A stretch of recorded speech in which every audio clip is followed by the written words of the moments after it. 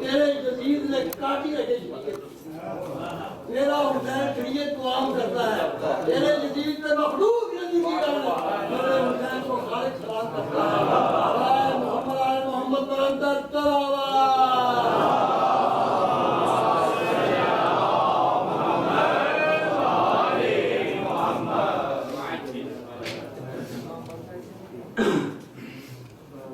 اعوذ باللہ من الشیطان اللعین الرجیم بسم اللہ الرحمن الرحیم الحمدللہ رب العالمین والصلاة والسلام علی اشرف الانبیاء والمرسلین سید الاولین والآخرین شفیع المذنبین ابو القاسم محمد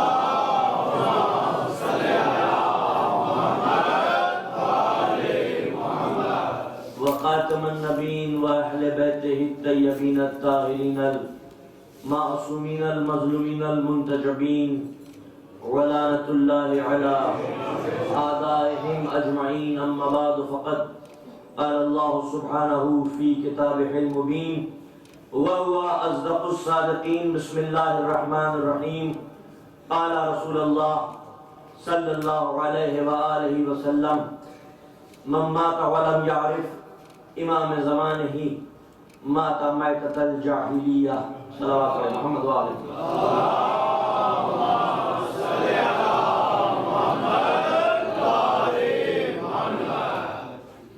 تمام تعریفیں اس پروردگار عالم کے لیے ہیں کہ جس نے ہدایت کی خاطر ان نورانی اور مقرب ترین ہستیوں کو زمین پر بھیجا اور بے پناہ درود و سلام رسول اسلام اور ان کی پاک و پاکیزہ آل کے لیے کہ جن کی بنا پر حلال و حرام ہے عبادتوں کا ڈھنگ ہے دعا کا آہنگ ہے مسجدوں میں گونجتی ہوئی یہ تکبیریں اور محرابوں سے اٹھتی ہوئی لا الہ کی صدائیں انہی کی محنتوں اور قربانیوں کے صدقے میں رہتی مومنین کرام جشن امام زمانہ آپ کو بہت بہت مبارک ہو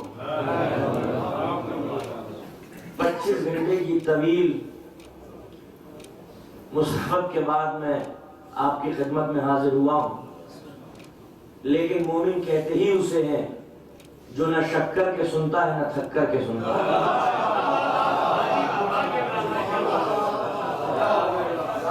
اس سے بڑی انسان کی کوئی کامیابی نہیں ہو سکتی کہ اس کی زندگی گزرے تو ان کے در پہ گزرے موت آئے تو ان کے در پہ آئے اس لیے کیونکہ یہ در وہ در ہے جہاں سے حیات ملتی ہے یہ در وہ در ہے جہاں سے علوم بڑھتے ہیں یہ در وہ در ہے جہاں سے حکمتیں بڑھتی ہیں یہ در وہ در ہے جہاں سے رزق تقسیم ہوتا ہے یہ در وہ در ہے جہاں پر منصب کوئی حیثیت نہیں رکھتا یہاں پر وہی سب سے بڑا منصبدار ہے جو کتنا زیادہ جھک جائے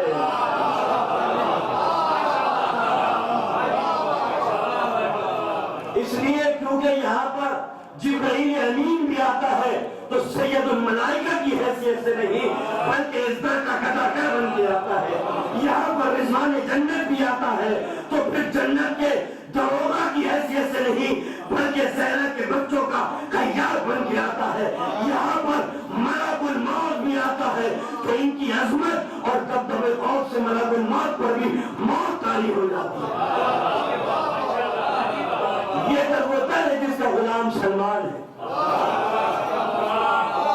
جو ایمان کے 10ویں درجے پر فائز ہے جو باب اللہ کہلاتا ہے یہ در وہ در ہے جس کی کنیز فضہ ہے جو معجزات میں فقر مریم نظر آتی ہے یہ در وہ در ہے کہ اگر تم اس در کو جلا بھی دو گے تو امت اس جلے ہوئے در کی راہ کو پھاڑ کر شفا یاب محسوس کرے خدا کی قسم ایسا نہیں ہے کہ پروردگار عالم نے قرآن نازل کیا ہو اور انہوں نے عمل کیا ہو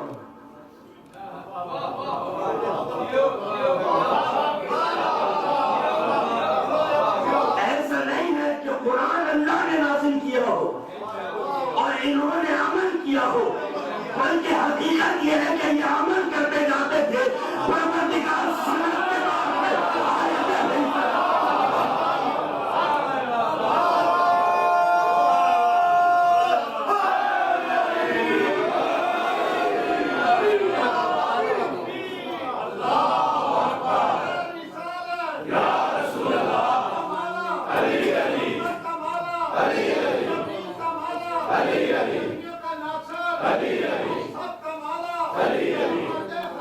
یہ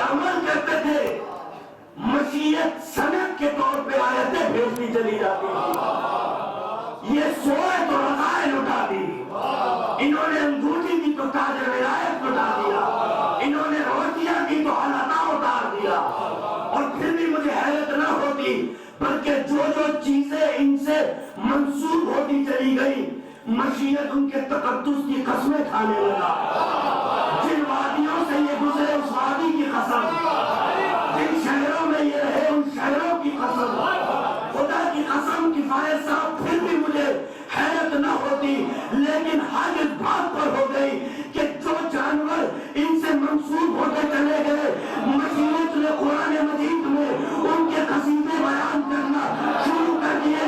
قرآن مجید کی آیت سورت سورہ العادیات والعادیات ضبحا فالموریات قدحا، قسم ہے علی کے اس دوڑتے ہوئے گھوڑے کی جو اپنے سروں کو زمین پر مارتا ہے تو اس سے چنگاریاں بنتا ہے۔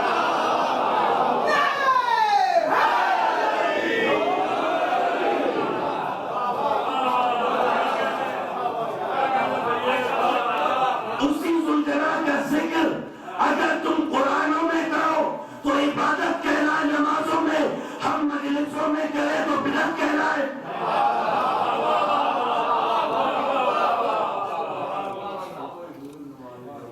دین کی دو بنیادیں، دو ستون، ایک ولایت، دوسری عزاداری۔ ولایت کیا ہے؟ ان کی ولایت ہے مشیت کی ولایت۔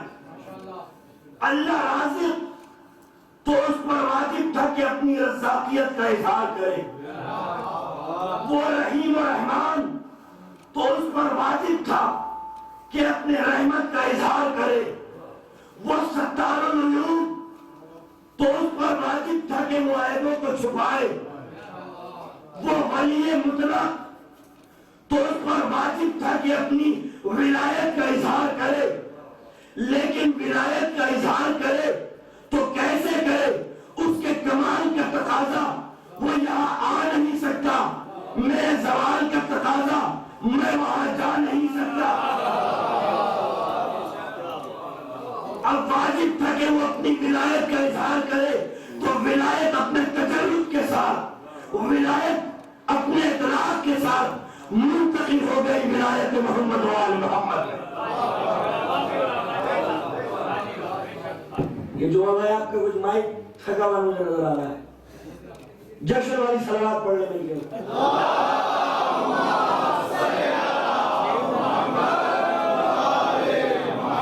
تو دین کی دو بنیادیں مومنوں، ایک ولا، دوسری عزا۔ ولایت پہ یقین رکھتا وہ ہے جس کی ماں پاک ہو، عزاداری کے فرائض انجام دیتا ہے وہ جس کا باپ پاک ہو۔ کوئی عزاداری کے فرائض بھی انجام دے رہا ہے، ولایت اہل بیت پر یقین بھی رکھ رہا ہے، تو سمجھ لو بزرگوں کی تاریخ میں کوئی خطا نہیں ہے، نہ ماؤں کی طرف سے نہ باپوں کی طرف سے۔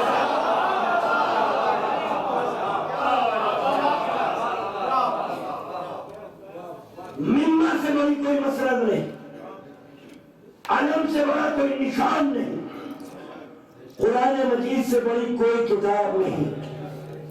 تینوں کی قسم کھا کے کہتا ہوں کہ عزاداری کا نظام بشر کے ہاتھ میں نہیں ہے، ما فوق البشر کے ہاتھ میں ہے۔ جشن کی ملازمت سے عزاداری کا نظام زمانہ کے ہاتھ میں نہیں ہے، امام زمانہ کے ہاتھ میں ہے۔ اگر زمانہ کے ہاتھ میں ہوتا تو نظام عزاداری کب کا فنا ہو گیا ہوتا، اس لیے کیونکہ کوئی سی ایسی تھی جس نے اپنا حربہ استعمال نہ کیا ہو نظام آزاداری کو منہدم کرنے کے لیے، لیکن حکومتیں فنا ہو گئی، آزاداری کا نظام مسلسل فروغ پا رہا ہے۔ آج ساؤتھ افریقہ کے اندر آزاداری، آج امریکہ کے ان خطوں میں آزاداری جہاں جلوس کا کوئی تصور نہیں کیا جا سکتا تھا، آج آسٹریلیا اور نیوزی لینڈ میں آزاداری، آج چائنا کے اندر آزاداری۔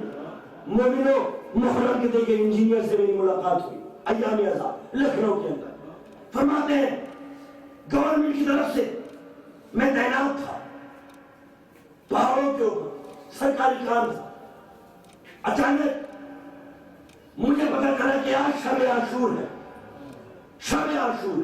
میں رونے لگا، روتے روتے اپنی پیشانی کو سجدے میں رکھ دیا۔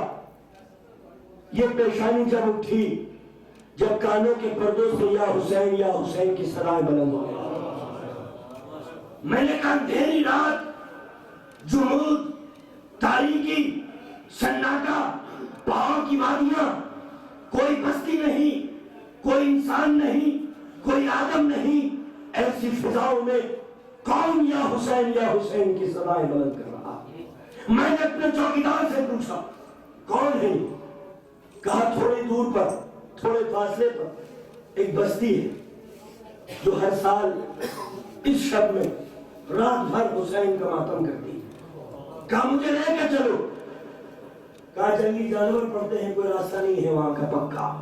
کہا مجھے کچے راستے سے لے کے چلو، مجھے اپنے مولا کا ماتم کرنا ہے، جتنی دولت تو مانگے گا میں تجھے دوں گا، جو چاہیے تجھے مجھے بتا، جس چیز کی ضرورت ہے میں دوں گا، مگر تو مجھے وہاں لے کے چل، اس بستی میں لے کے چل۔ اس نے نیزہ لیا، اس تاریک رات میں انجینئر صاحب کو لے کے جب بستی میں پہنچا تو وہاں پر آزاداری ہو رہی تھی، یا حسین کی صدائیں بلند ہو رہی تھی۔ جب انہوں نے مجھ سے کہا تو میں اپنے تصورات میں کہیں کھو گیا۔ میں نے یہی سوچا خدا کی قسم، یہ کام آزاداری کا، یہ زمانہ کا نہیں ہے، یہ ہمارے زندہ ایمان کا ماجرا ہے۔ امام کے وجود کی سب سے بڑی دلیل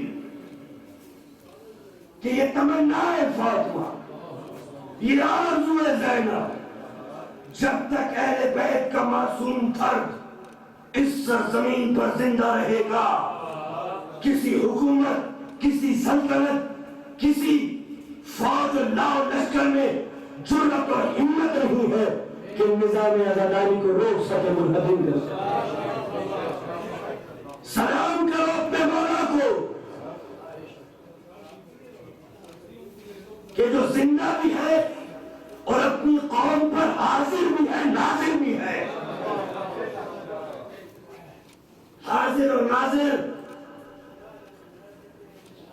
لوارث قوم کے امام نہیں ہوا کرتے، بلکہ صاحب وارث قوموں کے حاضر اور ناظر پیشوا پیر اور امام ہوا کرتے، کہ جو گواہ رہتے ہیں کہ تم کر رہے ہو جو کیا کر رہے ہو۔ تو آزاداری امام زمانہ کا معجزہ ہے۔ پاکستان کے اندر 2 سال پہلے کراچی میں وسفوٹ ہوا، بم کے دھماکے ہوئے۔ ظالم یہ سوچ رہا تھا کہ آزادار عباس کے علم کو چھوڑ کے بھاگ جائیں گے، مگر خدا کی قسم قربان جاؤں اس کے تدبیر نظام اعضاء پر کہ بم کے دھماکے ہوتے رہے، علم عباس میں جنبش پیدا نہ ہو سکی۔ یہ جذبہ کہاں سے آیا؟ یہ انسانی انتظام کا حصہ نہیں ہے، یہ الہی انتظام کا حصہ ہے۔ یاد رکھنا میرے نوجوانوں کہ ظالم دشمن منفی طاقت والے یہ سوچ رہے تھے کہ بم کا دھماکہ کریں گے یا حسین کی صداؤں کو مٹا دیں گے، جلوس آزاداری کو ختم کر کے منہدم کر دیں گے، مگر عجیب دنیا نے منظر دیکھا کہ بم کے دھماکے ہوئے، لوگوں کے ٹکڑے ٹکڑے ہو گئے، جسم کے ٹکڑے ٹکڑے زمین پر بکھر گئے، مگر ہر جسم کے ٹکڑے سے اور ہر لہو کے قطرے لبیک یا حسین، لبیک یا حسین، لبیک یا حسین کی صدائیں بلند ہو رہی تھی۔ تم نظام عزاداری کو منہدم نہیں کر سکتے۔ کیوں؟ کیونکہ عزاداری کا وارث زندہ ہے، عزاداری کا وارث زندہ ہے۔ اور ظالم یہ سوچ رہا تھا کہ جب 40 کا جلوس برآمد ہوگا تو گھٹ کے آدھا ہو جائے گا، ڈر جائیں گے، گھبرا جائیں گے، ہمت نہیں ہوگی، ضرورت نہیں ہوگی۔ مگر ان کو شاید پتہ نہیں ہے کہ جو تھک جائے وہ بشریت ہے، اور جو تھکی ہوئی بشریت کو جرأت عطا کرے وہ جناب زینب کبریٰ ہے۔ ہم جناب زینب کے ماننے والے ہیں۔ جناب زینب کی یہ تمنا تھی۔ 40 کا جلوس جب برآمد ہوا تو تعداد گھٹ کے آدھی نہیں بلکہ تعداد بڑھ کے دگنی ہو گئی تھی، اور 90% نوجوان اپنے سروں سے کفن باندھ کے آئے تھے۔ سلام کرو امام زمانہ کو کہ جس کے خودۂ قدرت میں ہمارا نظام عزاداری پروان چڑھ رہا ہے۔ نعرہ حیدری! امام زمانہ علیہ السلام پر صلوات۔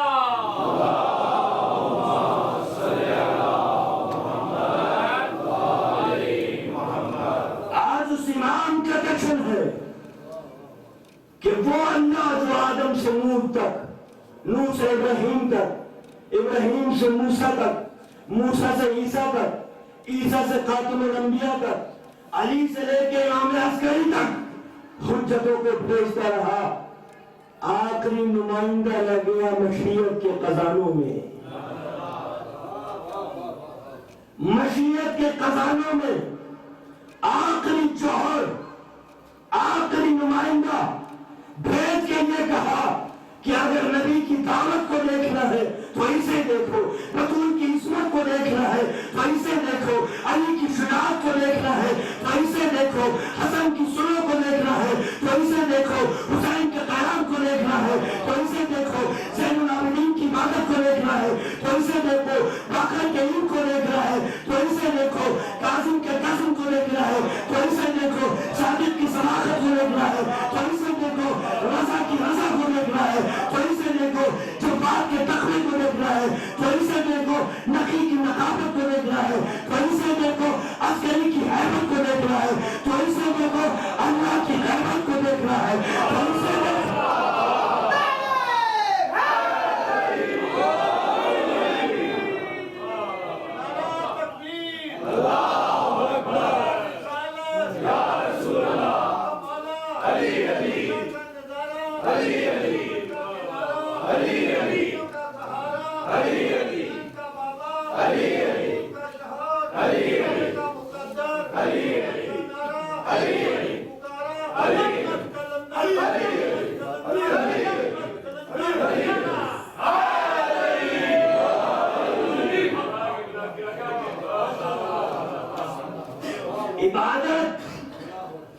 عبادت ان کے چھوڑے ہوئے نقش کف پا کا نام ہے۔ ان کی عظمت سمجھو مسلمانوں، آج پوری دنیا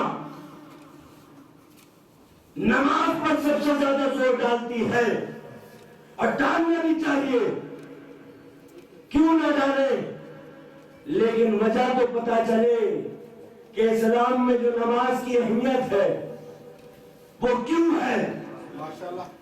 ایک نور، توجہ رکھیے گا مومنوں، ایک نور پروردگار عالم نے اپنے نور سے جدا کیا،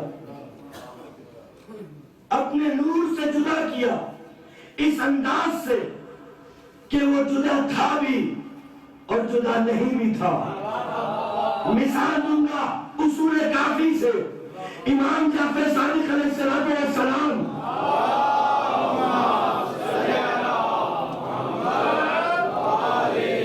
فرماتے ہیں کہ ہمارا نور الہی سے ایسے چھوٹ رہا تھا جیسے سورج سے اس کی شعاعیں چھوٹتی ہیں، لیکن سورج شعاع نہیں ہوتی، شعاع سورج نہیں ہوتی.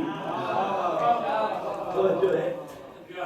ہمارا نور الہی سے ایسے چھوٹ رہا تھا جیسے سورج سے اس کی شعاعیں چھوٹتی. ایک نور اپنے نور سے جدا کیا. اس نور سے پہلے کوئی نور نہیں, اس نور کے بعد کوئی نور نہیں. وہ بھی ہوا الاول, یہ بھی ہوا الاول, وہ بھی ہوا الآخر, وہ بھی ہوا الآخر. اس کا بھی کوئی شریک نہیں, اس کا بھی کوئی شریک نہیں. اب مشیت کو اپنی توحید بھی تو بتانی تھی, تو نور مصطفیٰ سے نور مرتضیٰ کو جدا کر کے کہا, اے مصطفیٰ مبارک ہو, تیرا شریک پیدا ہو گیا.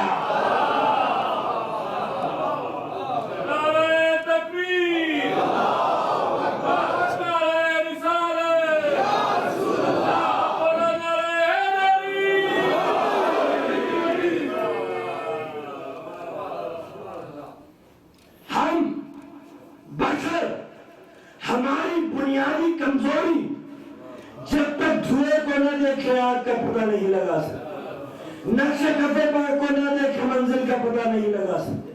علت و معلول, سبب و مسبب, کون اور افیکٹ, انسان کا ذہن مجبور ہے.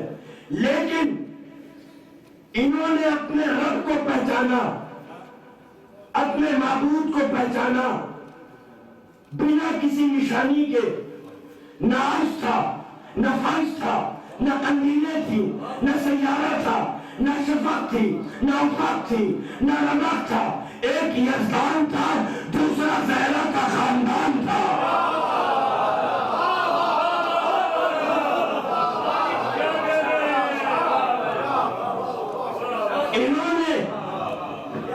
انہوں نے معبود کو پہچانا, معبود کو پہچانا. اب نہ وقت تھا, نہ زمان تھا, نہ مکان تھا, کچھ نہیں. عالم لاہوت میں نور مصطفیٰ جگمگا رہا تھا. عالم لاہوت میں مصطفیٰ نے اللہ کو پہچانا تو پہلے پہل اظہار محبت کیا, اظہار عبدیت کیا, اظہار تشکر کیا. دیکھیے اس دنیا کا تقاضا یہ ہے کہ جب ایک انسان دوسرے انسان سے محبت کرتا ہے تو اظہار محبت کسی حسین چیز سے کیا جاتا ہے, کسی تحفے سے کیا جاتا ہے, پھول سے کیا جاتا ہے, اور چیزوں سے کیا جاتا ہے. اب مصطفیٰ نے اللہ کو پہچانا, اظہار محبت کرنا تھا. حکم نہیں دیا تھا اللہ نے, توجہ رکھیے گا, کوئی حکم نہیں مشیت کی طرف سے, کوئی حکم نہیں. پہلے پہل مصطفیٰ نے اپنے اللہ کو پہچانا تو اظہار محبت, اظہار عبدیت, اظہار تشکر کے طور پر تکبیر کی صدائیں بلند کی. اللہ اکبر, اللہ اکبر. قیام کی حالت میں مصطفیٰ تکبیر کہہ کے کھڑے ہو گئے. یہ قیام اللہ کا حکم نہیں ہے, مصطفیٰ کی ادائے اول کو قیام کہتے ہیں.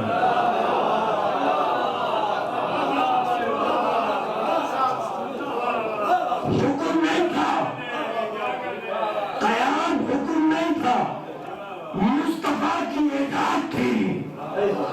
توجہ, حکم نہیں تھا, حکم نہیں تھا, مصطفیٰ کی ایجاد کو قیام کہتے ہیں. حضرت مصطفیٰ نے اس کو پہچانا, تکبیر کہہ کے قیام کی حالت. یہ رسول اللہ کی ایجاد. اس نور کی تصدیق کرنے کے لیے, کیونکہ ہر گواہی کے لیے دو لوگوں کی ضرورت ہوتی ہے, دو لوگوں کی. اس کی توحید کے لیے نبوت اور ولایت کی ضرورت, نبوت کی گواہی کے لیے مشیت اور ولایت کی ضرورت, ولایت کے لیے مشیت اور رسالت کی ضرورت. تصدیق کی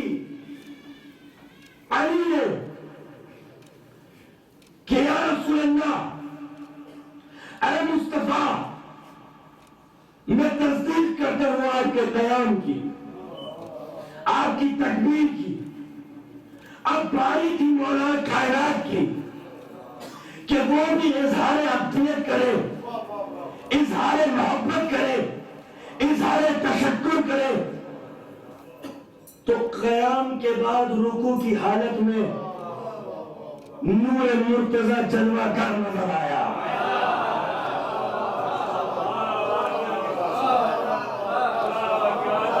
یہ قیام، یہ رکوع حکم مشیت نہیں، ایجاد مصطفیٰ اور مرتضی ہے. ایجاد مصطفیٰ اور مرتضی. اس کے بعد امام حسن نے اپنے رب کو پہچانا، امام حسین نے اپنے رب کو جانا. جب وقت نہیں تھا، زمان نہیں تھا، مکان نہیں تھا، عالم لاہوت میں یہ دونوں سجدوں کی حالت میں گر گئے، سجدے کی حالت میں. حکم مشیت نہیں، انتظام حسن،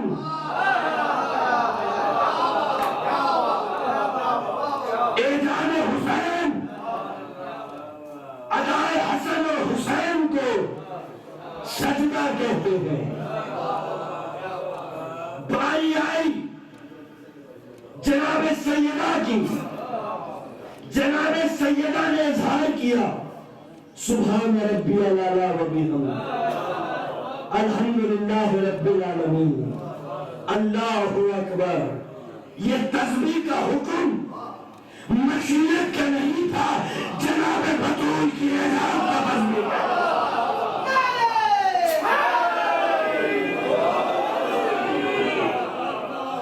اب فیصلہ کرنے جا رہا ہوں، عالم اسلام نے مشیت کو یہ انداز عبدیت اور اظہار تشکر اتنا پسند آیا کہ سب کی اداؤں کو جمع کر کے مسلمانوں پر نماز واجب کر دیا.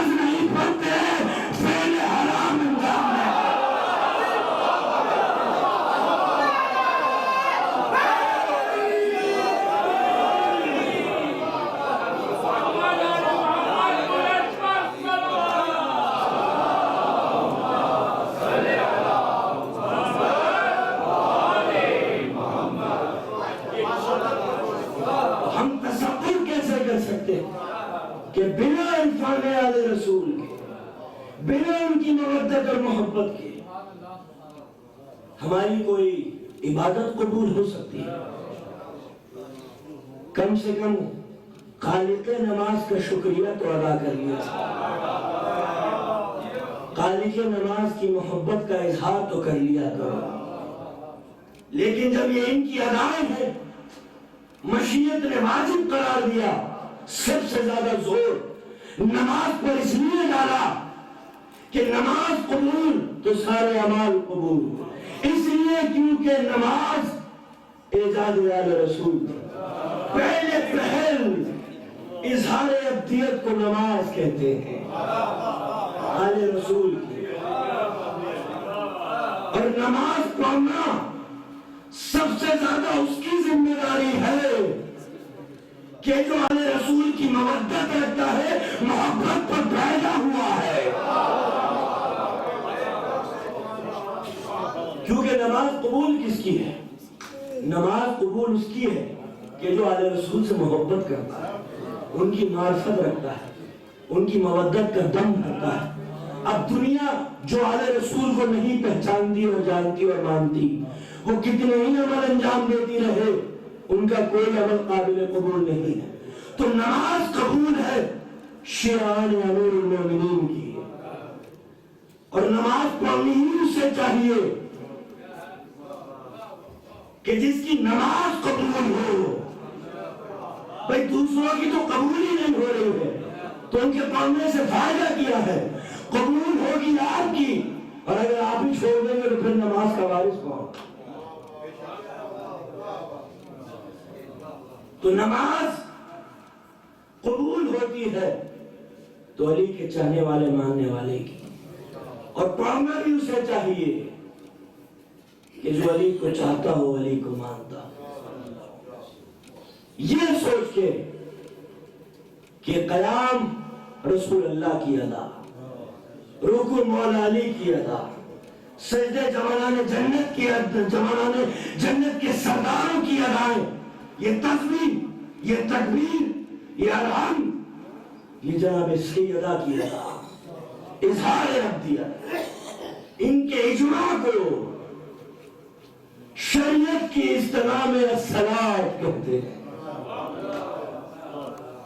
توجہ ہے؟ تو امام زندہ، امام حاضر، امام ناظر، ہر جمعرات کو شیعوں کے اعمال، ان کی حرکتیں، ان کی فکریں، ان کے تخیلات امام کی بارگاہ میں پیش کیے جاتے ہیں. اگر یہ اعمال محرمات پر مبنی ہوتے ہیں تو امام غمگین ہوتے ہیں، اور اگر اطاعت پر مبنی ہوتے ہیں تو امام کے لیے خوشی، مسرت کا سبب بنتے ہیں. اب ہمارے ہاتھ میں ہے کہ ہم امام کو ناراض کرنا چاہتے ہیں، امام کو خوش کرنا چاہتے ہیں. کیوں؟ کیونکہ دنیا نے انہیں خوش نہیں کیا، دنیا نے انہیں رلایا، دنیا نے انہیں تکلیفیں دی ہیں. اگر ہم لوگ آپس میں لڑ کر جھگڑ کر ان کے نظام عزاداری کو کمزور بنائیں گے، ہم وارث ہیں، ہماری ذمہ داری ہے اس مکتب کو پہچانوانا. اگر ہم میں پھوٹ پڑ گئی تو پھر اس کی شان مدھم پڑ جائے گی.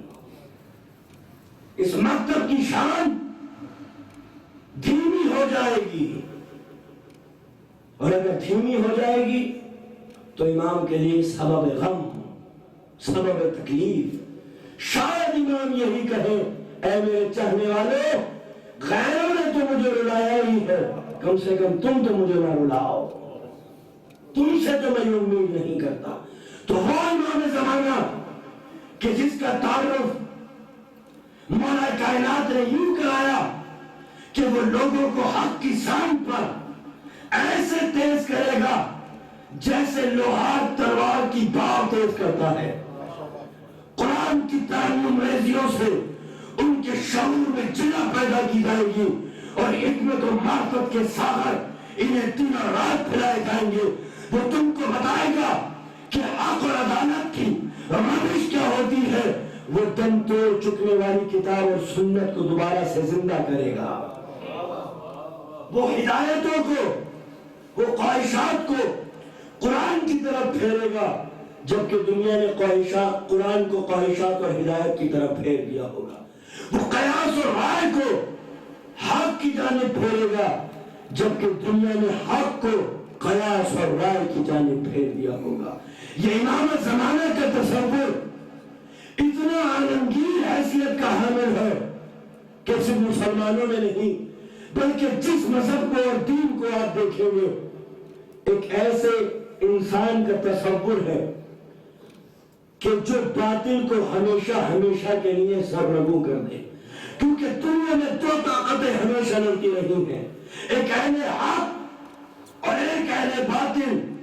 ہر انسان میں یہ خواہش ظاہر کی ہے کہ کوئی انسان ایسا ہونا چاہیے جو بے پناہ طاقت کا حامل ہو، جو بے پناہ علم کا متحمل ہو، جو ہمیشہ ہمیشہ کے لیے باطل کو مٹا کے حق کے پرچم کو بلند کرے، اس لیے تاکہ زندگی کا خاتمہ حسن اور حق پر ہو، نہ کہ زوال پر اور باطل پر. یہ فطری تمنا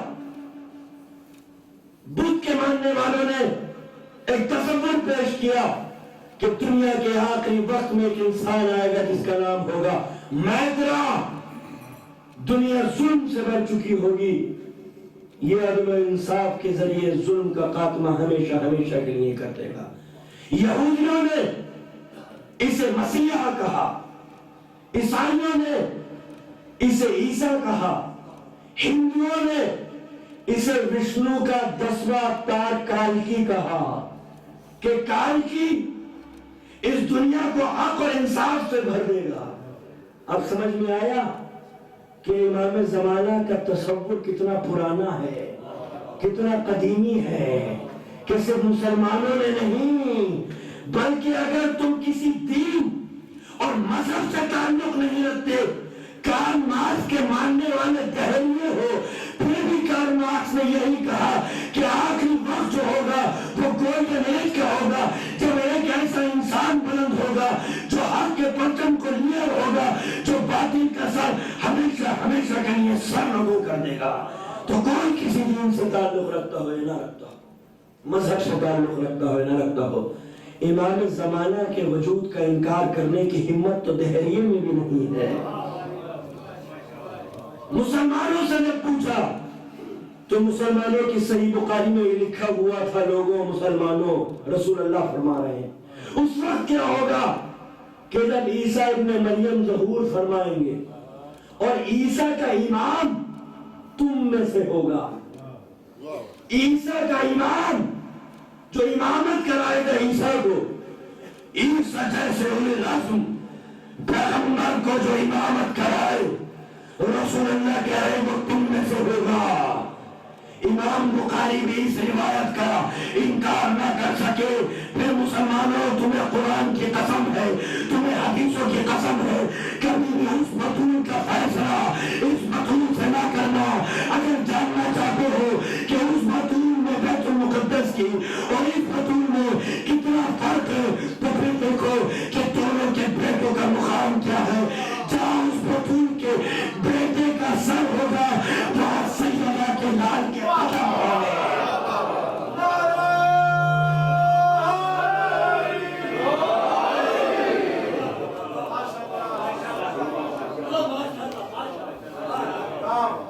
ہماری ذمہ داری قیامت میں 3 ذمہ داریاں ہیں ہم لوگوں کی، کیا کریں ایمان کے ماننے والے۔ پہلی ذمہ داری غم و علم، دوسری ذمہ داری غم و علم کے بعد استغاثہ، ہمیشہ استغاثہ کرتے رہو، ہمیشہ مدد طلب کرتے رہو۔ غم و علم کیا ہے؟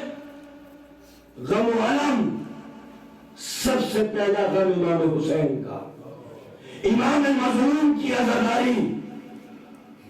ہماری ذمہ داری امام کی غیبت میں اس عزاداری کو زندہ رکھو، اس عزاداری کو دنیا کے کونے کونے تک لے کے جاؤ، یہ تمہاری ذمہ داری ہے۔ دوسری ذمہ داری غم و علم کی، قوم کا غم، کوئی ایسا نہ ہو کہ یتیم کے پاس پیسے نہ ہو پڑھنے کے لیے اور تم صاحب حیثیت ہو۔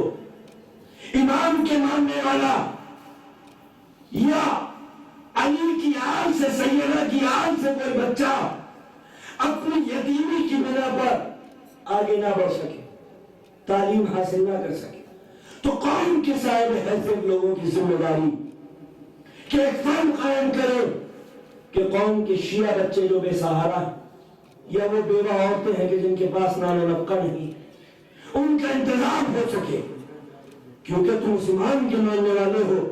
جو کاندھے پہ بوریاں لے کے جاتا تھا تو اس کی دریا ثقافت کا رخ مسلمان گھرانوں کی طرف نہیں بلکہ جہاں زندگی ہے، جہاں حیات ہے، وہاں اس کی دریا ثقافت بہا کرتے تھے، جس نے دنیا کو یہ بتایا ہے کہ دیکھو نیکی عمل ہے، رد عمل نہیں ہے۔ ایسا نہیں ہے کہ تم میرے ساتھ نیکی کرو گے تو میں تمہارے ساتھ نیکی کروں گا، نہیں، تم جب پہ شربت لگاؤ گے میں شربت کا دام تم کو پھیلاؤں گا۔ اس امام کے ماننے والے غم و علم امام حسین کا غلام۔ امام حسین کے ماننے والوں کا غم ہونا، ان کی تکلیفوں میں شامل رہو، ان کے غموں میں شامل رہو، یہ ذمہ داری ہے، کیونکہ امام کی قوم مفلس نہ کہلائے، نادار نہ کہلائے۔ امام کے ماننے والی قوم کے بچے ایسا نہ ہو کہ اسباب کی بنا پر وہ محنت اور مزدوری کرنے لگے اور تعلیم حاصل نہ کر سکے۔ امام کی غیبت میں ہم لوگوں کی ذمہ داری، امام کی عزاداری کہ فرائض انجام دیتے رہو۔ نوجوانوں کبھی نہیں سمجھنا آج کل وہابیت، یہ تحریت وائرس اور انفیکشن کی طرح پھیل رہی ہے اور یہ مومنوں کی صفوں میں بھی داخل ہو چکی ہے۔ لہذا یہ نظام عزاداری پر لکھنؤ کے اندر بہت سے لوگوں نے تنقید کرنا شروع کر دی۔ لکھنؤ ہندوستان کا پائے تخت ہے، شیعت کا پائے تخت، جہاں بر صغیر میں عزاداری کے سلیقے اور طریقے سیکھے ہیں، اس عورت میں امام حسین کی عزاداری پر کوئی تنقید کرے، کوئی علم پر، جلوسوں پر، زلجلہ پر، شبیہ روزہ امام پر کوئی تنقید کرنے لگے تو اس کا مطلب کہ ممبروں سے عزاداری کو بیان کرنے کا حق ادا نہیں کیا گیا۔ جیسے عزاداری کو بیان کرنا چاہیے تھا، ممبروں سے ایسے بیان نہیں کیا گیا۔ اگر کیا گیا ہوتا تو نئی نسل اس انفیکشن کا شکار نہ ہوتی۔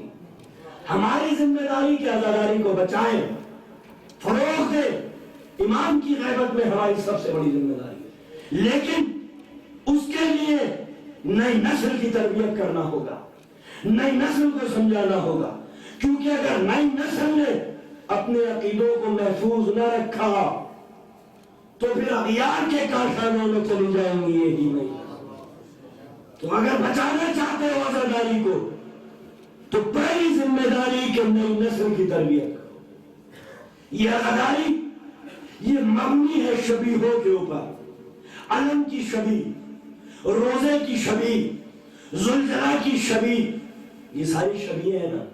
آج کل یہ ورغلایا جا رہا ہے کہہ کر کہ شبیہ بنانا بدعت، حرام، شرک، کفر، بت پرستی، یہی کہہ کے تو ہماری نئی نسل کو ورغلایا جا رہا ہے۔ لیکن شبیہ بنانا نظام مشیت کا ایک حصہ ہے۔ یہ مسجدیں جو نمازیوں سے چھلک رہی ہیں دنیا کی، یہ مسجدیں کس کی شبیہ؟ یہ شبیہ ہے خانہ کعبہ کی۔ اور خانہ کعبہ کس کی شبیہ ہے؟ خانہ کعبہ شبیہ ہے بیت المعمور کی۔ بیت المعمور آسمان پر فرشتوں کا قبلہ، اس فرشتوں کے قبلے کا عکس زمین پر جہاں پڑا، ابراہیم نے اور اسماعیل نے وہاں پر کعبے کی دیواروں کو بلند کر دیا۔ بیت المعمور شبیہ کعبہ، یہ مسجد شبیہ کعبے کی۔ ذلحج کی 10ویں تاریخ کو ہر مسلمان جس کے پاس اسباب ہے قربانی دیتا ہے، سینکڑوں دمبے ذبح ہو جاتے ہیں حج کے اندر۔ یہ دمبا کیا ہے؟ یہ شبیہ ہے اس جانور کی جو حضرت اسماعیل کے کام آیا، حضرت اسماعیل کے کام آیا۔ وہ جانور جب تک شبیہ نہیں بنا تھا، جب تک قابل تعظیم نہ تھا، قابل عزت نہ تھا شریعت کی روح سے، لیکن جب منسوب ہو گیا اس جانور سے جو ابراہیم کے بیٹے کے کام آیا تو قرآن نے بڑھ کر آواز دی وَالْبُدْنَ جَعَلْنَهَا لَكُم مِّن شَعَائِرِ اللَّهِ۔ خبردار اس جانور کو جانور مت سمجھنا، یہ اللہ کی نشانی بن چکا ہے، اس کی تعظیم کرو، اس کی عزت کرو، اس کی اہانت مت کرو۔ شریف جانور کی شبیہ ہے جو نبی زادے کے کام آیا تھا، تو جو ابراہیم کے بیٹے کے کام آ جائے اس کی شبیہ شاعر اللہ بن جائے، اور جو رسول اللہ کے بیٹے کے کام آ جائے ذوالجلال وہ شاعر اللہ نہ بنے۔ جو ہے وہ دنیا جو شبیہ بنا اس جانور کی جو ابراہیم کے بیٹے کے کام آیا، وہ بھی شاعر اللہ، اور وہ عظیم شاعر اللہ جو رسول اللہ کے بیٹے کے کام کربلا میں آیا۔ تو اس کی شبیہ بنانا شریعت کا ایک حصہ ہوا یا نہیں ہوا؟ یہ روزے کی شبیہ بنانا حصہ ہوا یا نہیں ہوا؟ یہ عالم عباس کا یہ چھوٹی چیز ہے، یہ شبیہ کس چیز کی؟ یہ عالم عباس کی شبیہ۔ عالم عباس کیا ہے؟ رسول اللہ کے علم۔ رسول اللہ کا علم کیا ہے؟ ہر ملک کا ایک علم ہوتا ہے، فلیگ ہوتا ہے، نشان ہوتا ہے۔ فرانس کا بھی ایک علم ہے، ایک نشان ہے، نیشنل فلیگ ہے۔ جب منسوب ہو گیا مملکت فرانس سے تو قانون کی نقطہ نظر سے اس کی توہین کرنا، مملکت فرانس کی توہین کرنا، اس علم کی عزت کرنا، مملکت فرانس کی عزت کرنا۔ اللہ کی تو ایک مملکت ہے جسے مملکت توحید کہتے ہیں، اس کا بھی تو کوئی نشان ہے جسے یہ علم کہتے ہیں۔ تو اس کی عزت، مملکت توحید کی عزت، اس کی اہانت، مملکت توحید کی اہانت، جبھی تو عباس کا علم ہمیں اتنا پیارا ہے کہ جب محشر کا ہنگامہ بتا ہوگا، فیصلے سنائے جائیں گے اور شیعوں کو جنت کی بشارت دی جائے گی، تو ہم تو فرشتوں سے یہی کہیں گے، جاؤ نظام کا کرم لا دو، میری تقدیر کا بھرم لا دو، اپنی جنت اپنے پاس رکھو، ہمیں عباس کا علم لا دو۔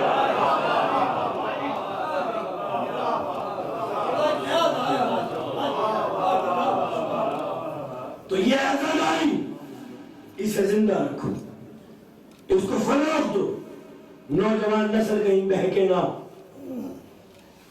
فتاوی قاضی قاں مسلمانوں کی ایک بہت بڑی کتاب ہے، اس میں یہ روایت درج ہے کہ ایک شخص آیا، اس نے خواب دیکھا کہ میں جنت کی چوکھٹ کا بوسہ دے رہا ہوں۔ رسول اللہ نے کہا اس کی تعبیر جاننا چاہتا ہے کہ جنت کی چوکھٹ کا بوسہ تو لے رہا ہے؟ کہا کہ ہاں۔ کہا جا اپنے ماں کے پیروں کے خاک کو چوم لے۔ کہا میری ماں زندہ نہیں ہے۔ کہا جا اس کی قبر کو چوم لے۔ کہا اس کی قبر کا کچھ پتہ نہیں ہے۔ تو رسول اللہ نے ایک کھا کھینچا، کہا لے یہ تیری ماں کی قبر ہے، اسے چوم لے۔ تو سب سے پہلے شبیہ بنانے والے کو رسول اللہ صلی اللہ علیہ وسلم کے۔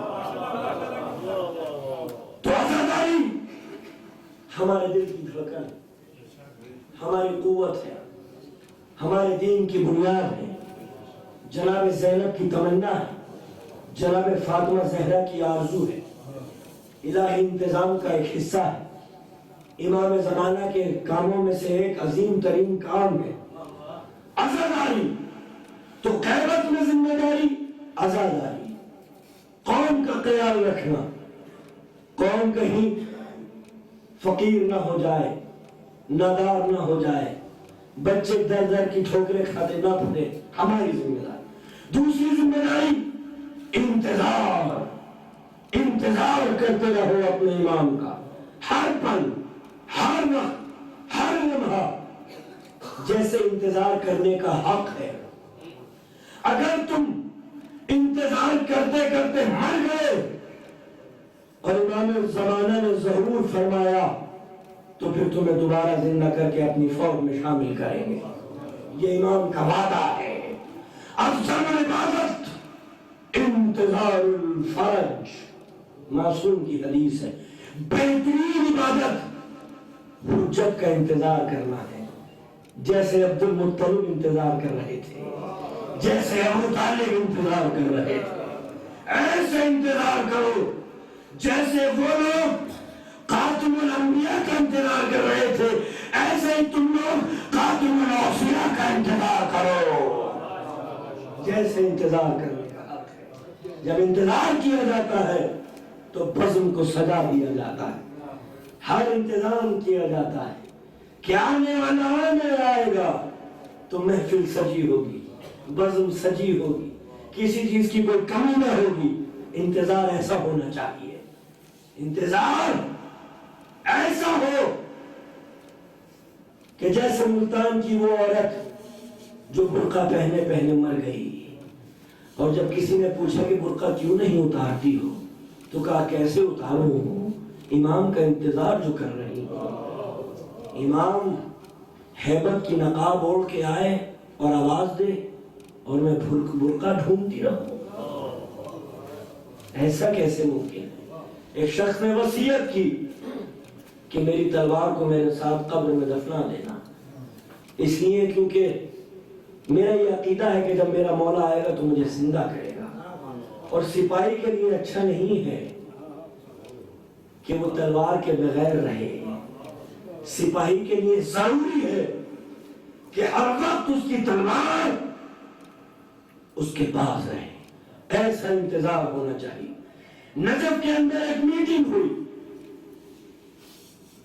علماء کرام نے میٹنگ کی، امام کیوں نہیں آ رہے؟ کہا امام سے سوال کیا جائے کہ امام کیوں نہیں آ رہے؟ جو سب سے بزرگ شخص تھے 3 دن تک ریاضت کرتے رہے، عبادت کرتے رہے، تیسرے دن ان کی آنکھ لگ گئی تو قرآن میں کیا دیکھتے ہیں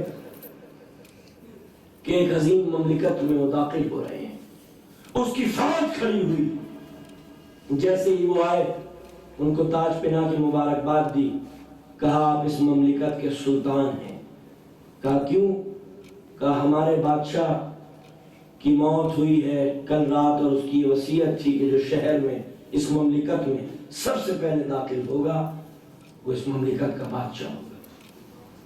اور دوپہر کو بادشاہ کی بیٹی سے آپ کا عقد کرایا جائے، بہت دھوم دھام شان و شوکت کے ساتھ، جاہ و جلال کے ساتھ ان کا عقد بادشاہ کی بیٹی سے ہوا، خود بادشاہ بن گئے۔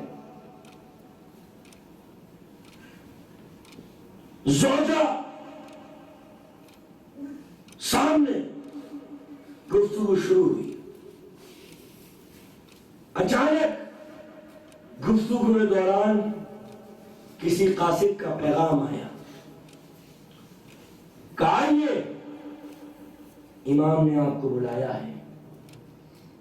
ان کے دل میں خیال پیدا ہوا کہ پوری عمر امام کا انتظار کر رہا تھا، جب یہ وقت آیا کہ بادشاہ بن گیا، شادی ہو گئی، امام کو اسی وقت آنا تھا۔ یہ دل میں تمنا پیدا ہوئی، آواز آئی یہ جواب ہے تمہارے امام کی جانب سے، قوم کو دے دینا۔ جب 313 مخلص ترین پیدا ہو جائیں گے اس کے بعد زہرا کا لال ظہور فرمائے گا۔ جو ہے تو انتظار کرتے رہو، جیسا انتظار کرنے کا حق ہے۔ پہلی ذمہ داری عزاداری، دوسری ذمہ داری انتظار، تیسری ذمہ داری استغاثہ۔ امام سے دعا طلب کرتے رہو، امام سے دعا مانگتے رہو۔ وہ امام وقت ہے، کسی کے بیٹا نہیں ہو رہا امام سے مانگے، کسی کی نوکری نہیں لگ رہی امام سے مانگے، کسی کے پیپر نہیں بن رہے امام سے مانگے، کسی کو کچھ پریشانی ہے اپنے مولا سے مانگے۔ کیوں؟ امام وقت ہے، حجت خدا اس دور کے۔ اگر مولا علی سے مانگو گے تو مولا خود فائل آگے بھیج دیں گے، رسول اللہ سے مانگو گے تو رسول اللہ خود فائل آگے بھیج دیں گے۔ اپنے دور کے امام سے مانگو، اپنے دور کی حجت سے طلب کرو، یہ تمہاری ذمہ داری ہے۔ استغاثہ کرتے رہو۔ جب ہی ہمارے بچوں کو یہ تربیت دی گئی کہ خط لکھو اپنے مولا کو، یہ جو عریضہ ہے، تاکہ کنیکشن برقرار رہے، رشتہ برقرار رہے، تمہاری نئی نسل کہیں فراموش نہ کر دے۔ امام کے اختیارات کو خط لکھو مولا، خط لکھنا اس بات کا ثبوت ہے کہ ہمارے پیر وہ ہیں، ہمارے لیڈران وہ ہیں کہ جنہوں نے اپنا پتہ ہمیں اس دنیا میں بھی دیا ہے، اور ان لیڈروں کا کیا بھروسہ جو دنیا میں پتہ نہیں دیتے وہ آخرت میں کیا پتہ دیں گے۔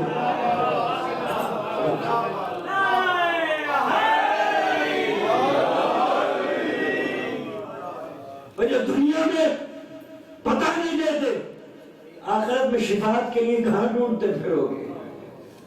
تو شفاعت کے لیے انہی کا دامن تھامو کہ جو دنیا میں اپنا ایڈریس دیتے ہیں۔ رسول اللہ کی حدیث ہے نا کہ حسن اور حسین جوانان جنت کے سردار ہیں۔ یہ ایک پہلو رسول اللہ نے مسلمانوں کو دعوت و فکر و نظر دی تھی کہ مسلمانوں جو آخرت میں جوانان جنت کا سردار ہوگا، یہ بتاؤ کہ دنیا میں کسے سردار بنانے کا ارادہ ہے؟ ارے بھائی جو آخرت میں جوانان جنت کے سردار ہوں گے، دنیا میں بھی تو انہیں سردار بناؤ گے۔ ایسا تو نہیں ہے کہ مشیت کے انتظام میں کوئی تضاد پایا جاتا ہے۔ آخرت میں جوانان جنت کے سردار حسنین اور دنیا میں کسی اور کو سیف اللہ بنا لیا، قیامت ڈھا دی۔ توجہ ہے؟ تو استغاثہ مدد طلب کرتے رہو۔ یہ مدد نہ شرک ہے، نہ بدعت ہے، نہ کفر ہے، بلکہ عین ایمان اور عین توحید ہے۔ کیوں؟ کیونکہ ہمارا عقیدہ یہ نہیں ہے، یاد رکھیے گا، ہمارا عقیدہ یہ نہیں ہے ہرگز شیعوں کا کہ اللہ بھی طاقتور اور علی بھی طاقتور، لہذا ہم اللہ سے نہیں علی سے مانگیں۔ ہمارا یہ عقیدہ نہیں۔ ہمارا یہ بھی عقیدہ نہیں ہے کہ جتنی طاقت اللہ رکھتا ہے اتنی طاقت علی رکھتے ہیں، یہ بھی عقیدہ نہیں۔ یہ تضاد کی صورت ہے، یہ تضاد کی صورت ہے، بلکہ ہمارا عقیدہ یہ ہے کہ خزانے اللہ کے ہیں، چابیاں علی کے پاس ہے۔ ہر خزانے کی چابی مولا علی کے پاس ہے۔ یہ ہے ایمان، عین توحید، اور یہ چابی منتقل ہوتی چلی جاتی ہے ہر وقت کے امام کے پاس۔ یہ چابی منتقل ہوتی ہے۔ اب یہ چابی الہی خزانوں کی امام زمانہ کے ہاتھ میں ہے، امام زمانہ کے پاس ہے۔ جو مانگنا ہے، جو مانگنا ہے اپنے امام سے طلب کرو، عریضہ لکھو۔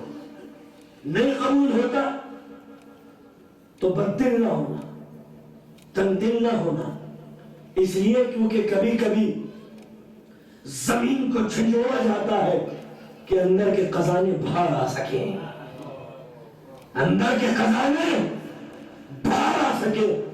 زمین کو جھنجھوڑا جاتا ہے، انسانوں کو ایسی جھنجھوڑا جاتا ہے کہ اس کے جوہر نکھر کے باہر تو آ سکیں۔ اس کا فائدہ انسان کو بعد میں پتہ لگتا ہے۔ استغاثہ کرتے رہو۔ نقوش عصمت میں ایک واقعہ لکھا ہوا، آج سے 150 سال پہلے بحرین کا ایک بادشاہ، بڑا ظالم، بڑا جابر، بڑا ناصبی، اس کا وزیر اس سے بڑا ناصبی، اہل بیت کا دشمن اول۔ اس نے ایک ترکیب سوچی کہ شیعہ بڑی تیزی سے پھیل رہے ہیں، شیعت بہت رفتار کے ساتھ پھیل رہی ہے، کیوں نہ کوئی ترکیب سوچی جائے۔ اس نے مصنوعی سانچے تیار کیے جس میں کچھ لوگوں کا نام کندہ تھا، لہذا وہ ان سانچوں میں اناروں کو پھنسا دیتا تھا جب وہ چھوٹے ہوتے تھے، اور جب وہ بڑے ہوتے تھے تو یہ نام اس پر ثبت ہو جاتے تھے اور محسوس ہوتا تھا جیسے قدرت نے ان ناموں کو لکھا ہے۔ توجہ ہے؟ بادشاہ میں واقف تھا۔ وزیر ان اناروں کو لے کے آیا، کہا دیکھیے جن لوگوں کو یہ لوگ گالیاں بکتے ہیں، تبرہ کرتے ہیں، اللہ نے ان کے نام جنت کے پھل کے اوپر لکھ رکھے۔ ہماری حقانیت کی دلیل ان کے باطل ہونے کا ثبوت۔ بادشاہ نے شیعہ علماء کو طلب کیا، سنو یہ انار دیکھو، ان پہ وہ نام ثبت ہے جن پر تم کفر کا فتویٰ لگاتے ہو، لہذا مجھے جواب چاہیے، اگر تم نے جواب نہیں دیا تو تم سب کو قتل کر دوں گا۔ علماء نے کہا ہمیں 3 دن کا وقت دیجیے، ہم اس کا جواب دیں گے۔ 3 دن عبادتوں میں گزر گئے۔ تیسرے دن فرزند رسول نے ظہور فرمایا۔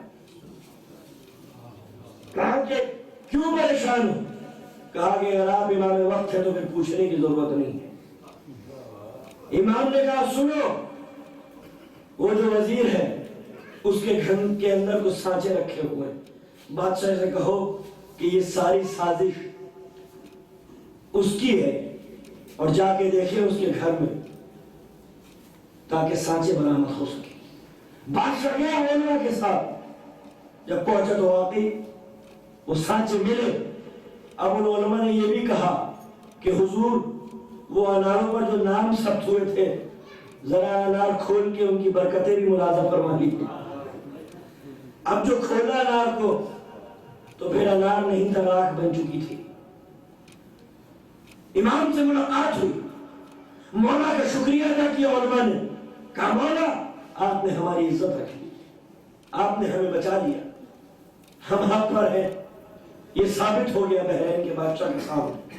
لیکن مولا ایک سوال ہے۔ کہا کیا؟ کہا مولا 3 دن کے بعد کیوں آئے؟ کہا تو نے 3 دن کی مہلت کیوں مانگی؟ اسی کو بلایا ہوتا تیری مدد چلی آ جاتے۔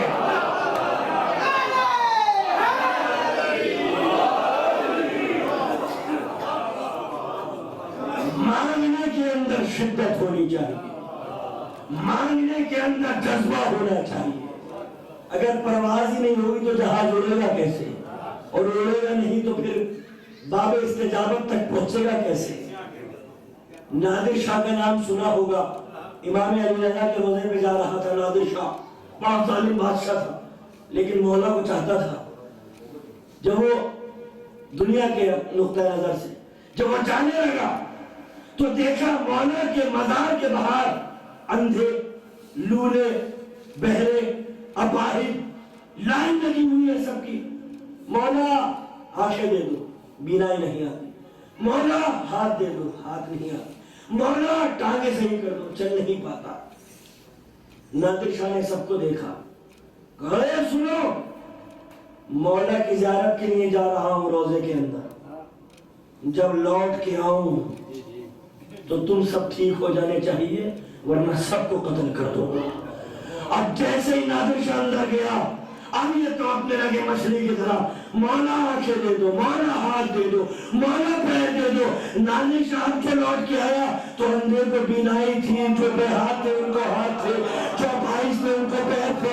نادر شاہ نے مسکرا کے کہا مانگنے کا سلیقہ تم نہیں جانتے، میرے مولا کو بدنام کرتے ہو۔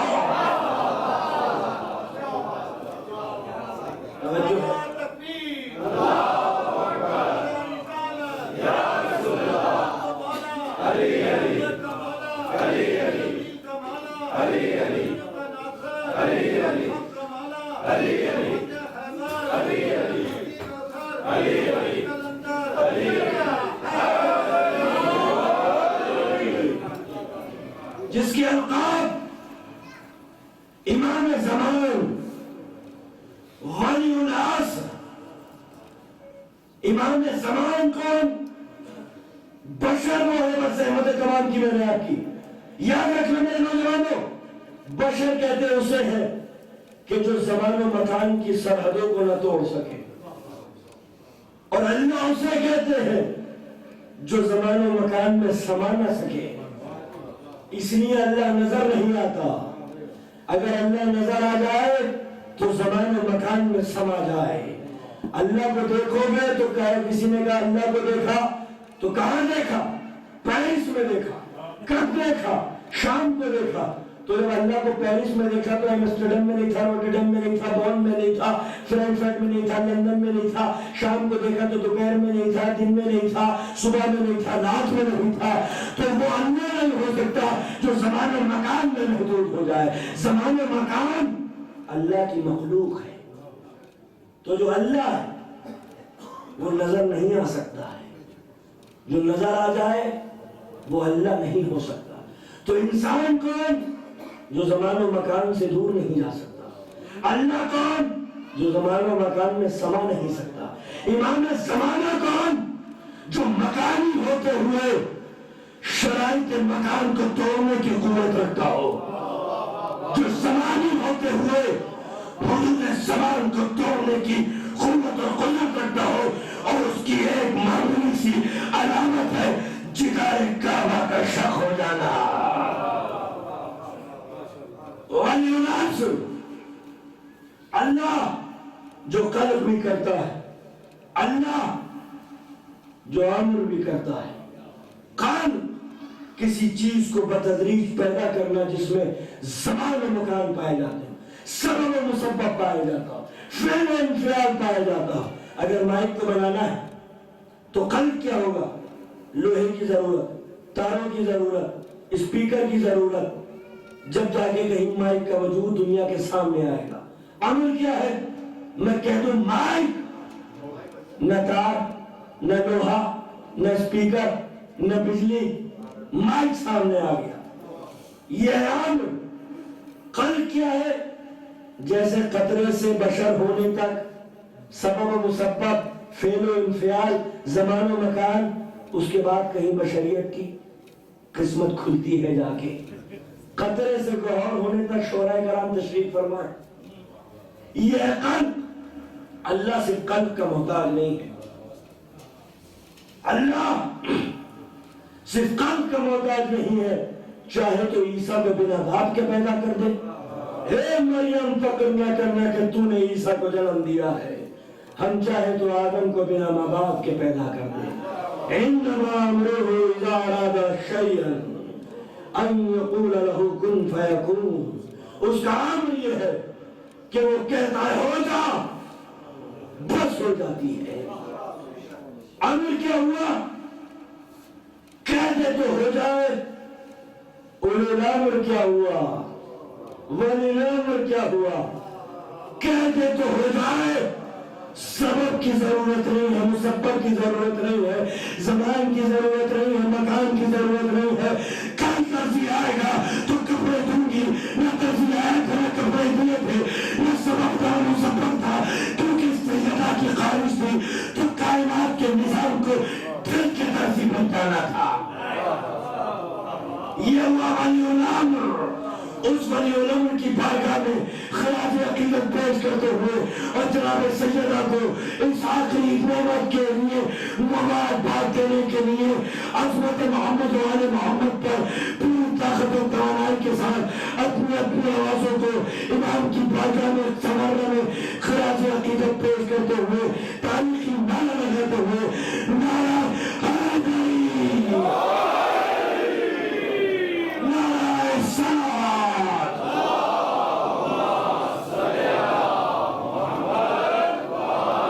پروردگار ذکر کو بطور عبادت قبول فرمائے. رب کریم فرش عذاب اور فرش مسرت پہ بیٹھنے والے مومنین اور عزاداروں کو سارے گناہوں کو معاف فرما دے. پروردگار عالم جو مخروض ہے ان کا قرض ادا کر دے. جو پیوند خاک ہے ان کی مغفرت فرما. جو علیل ہے ان کو شفاء کاملہ عطا فرما. ہمارے نوجوانوں کو اخوت پہ بازو جو تیرے حق کے نصرت میں کام آ سکے.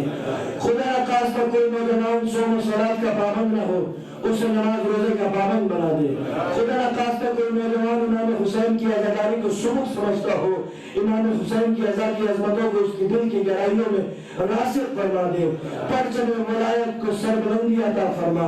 رب کریم یہ عزادار جہاں جہاں بھی رہے، چاہے وہ کراچی میں ہو یا لاہور میں ہو یا کوئٹہ میں ہو یا بغداد میں ہو یا سمرہ میں ہو، ان کو اپنے حفظ و امان میں محفوظ فرما دے.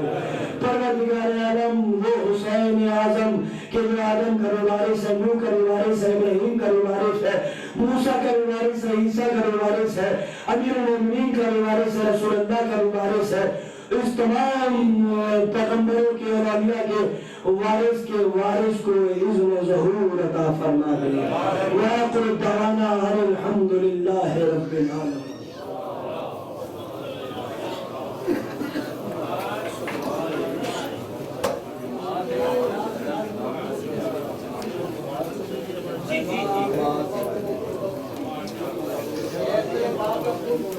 فجر کی